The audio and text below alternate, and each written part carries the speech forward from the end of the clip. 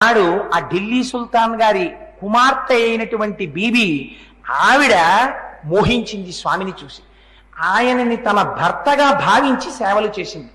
భగవద్ రామానుజులకి తెలిసింది తిరునారాయణపురంలో ఉండవలసినటువంటి ఉత్సవమూర్తి ఢిల్లీ సుల్తాన్ దగ్గర ఉండిపోయారు. ఢిల్లీ వెళ్ళి ఆయన సుల్తాన్ గారిని మెప్పించి ఆ ఉత్సవమూర్తిని తీసుకొచ్చేశారు. ఆ స్వామిని విడిచిపెట్టి ఉండలేకపోయింది ఆయన కుమార్తె. ఆవిడ కూడా వచ్చేసింది. వచ్చేసిన తర్వాత ఆలయంలో స్వామికి ప్రతిష్ఠ అయిపోయింది.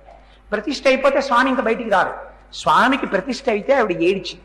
నేను మహమ్మదీయ కుటుంబంలో పుట్టిన స్వామి పట్ల అపారమైన వ్యామోహం పెంచుకున్నాను, ఆయన్ని చూడకుండా ఉండలేను అని అడిగింది. రామానుజుల హృదయం కరిగిపోయింది.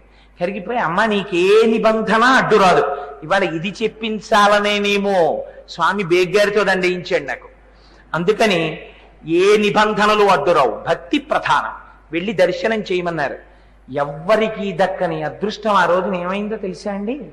ఢిల్లీ సుల్తాన్ గారి కుమార్తె లోపలికి వెళ్ళి స్వామిని చూసి కన్నుల నీరు కారుస్తూ స్పృహ తప్పి పడిపోయి స్వామిలో ఐక్యమైపోయింది. ఐక్యమైపోతే అప్పుడు భగవద్ రామానుజులు నిర్ణయం చేశారు, ఈమె కారణ జన్మురాలు, సాక్షాత్ ఆండాళ్ వంటి తల్లి, ఏమో ఏ కారణం చేతనో మహమ్మదీయ కుటుంబంలో జన్మించింది అని అప్పుడు బీబీ నాంచారికి విగ్రహం చేయించారు. ఆ విగ్రహం ఇప్పటికీ ఎక్కడుందో తెలుసా అండి? ఆ విగ్రహాన్ని రామానుజాచార్యుల వారికి శ్రీరంగంలో ఉన్న శ్రీరంగనాథుడు అంటే చాలా ఇష్టం. శ్రీరంగనాథుడికి వెంకటేశ్వరుడికి తేడా ఉండదు. ఎందుకుండదో ఆలయ దర్శనంలో మీకు చెప్తాను. అందుకని శ్రీరంగనాథుడి పాదాల చెంత బీబీ నాంచారిని ప్రతిష్ఠ చేశారు.